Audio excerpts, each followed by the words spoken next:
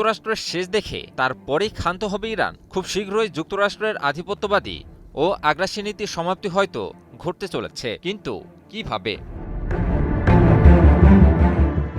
দীর্ঘ সময় ধরে ইরান মূলত যুক্তরাষ্ট্রের আধিপত্যবাদী ও আগ্রাসী নীতির বিরুদ্ধে লড়াই করে যাচ্ছে।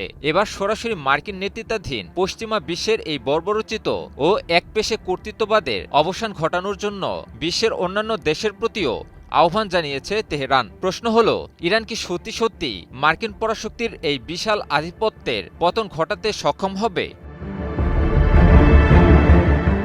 এমন এক সময় এই আহ্বান জানালো তেহরান, যখন মধ্যপ্রাচ্যের চলমান সংঘাতকে শুধু আঞ্চলিক সংকট নয়, বরং একটি বৃহত্তর আদর্শিক লড়াই হিসেবেও তুলে ধরছে ইরান।